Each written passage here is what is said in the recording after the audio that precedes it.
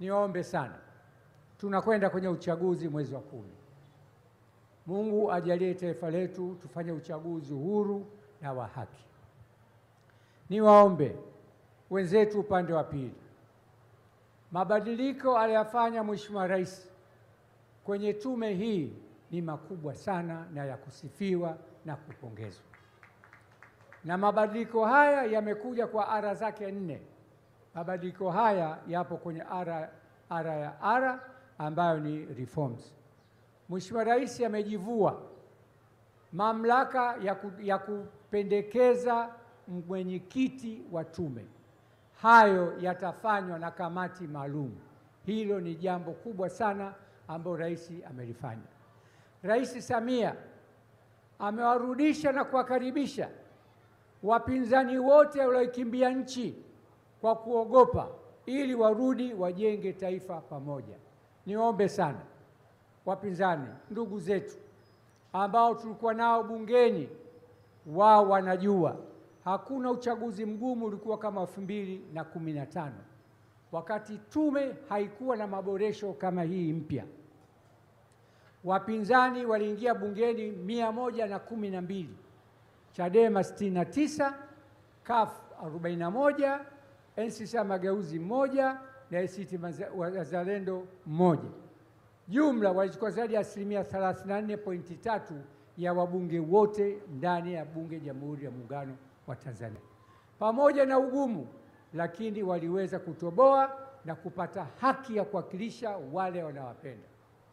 Mwaka huu wanayo nafasi vile vile ya kuingia bungeni kwenye uchaguzi ambao utakuwa uhuru na haki, wasiwe na wasiwasi.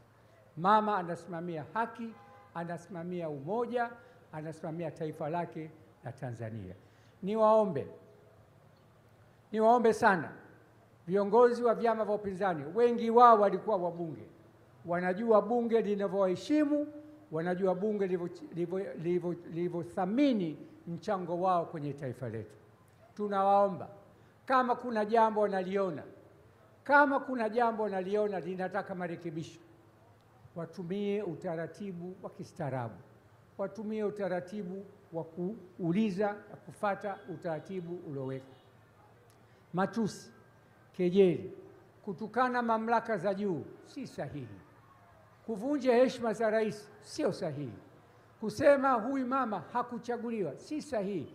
Wanasema maneno haya ni viongozi na ni wanasheria, wanajua kabisa katiba nchi yetu ilivyo.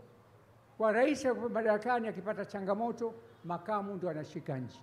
Mama kaacha yote hayo, amekubali kushuka chini kusikiliza vyama vyote ili tufanye uchaguzi huru, haki na wa amani.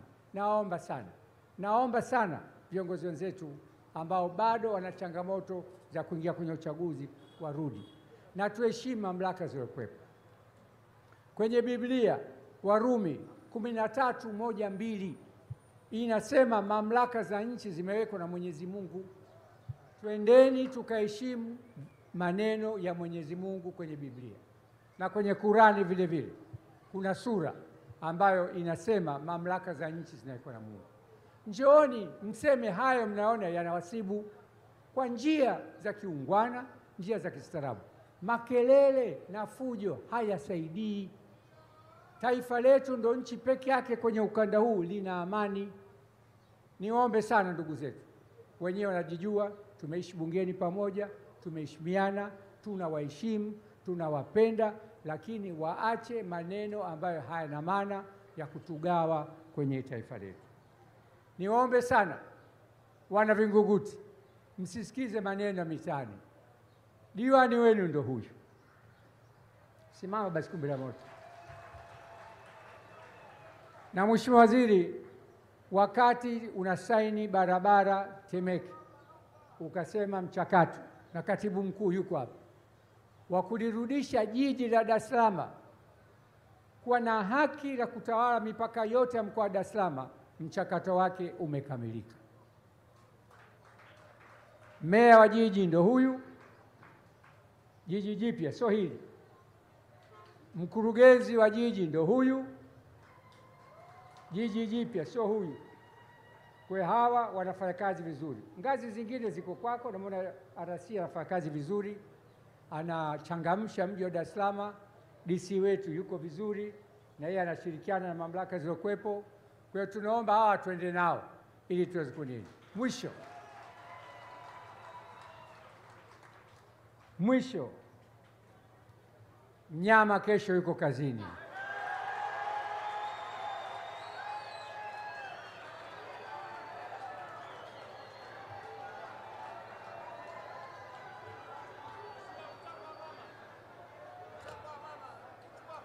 Jamani.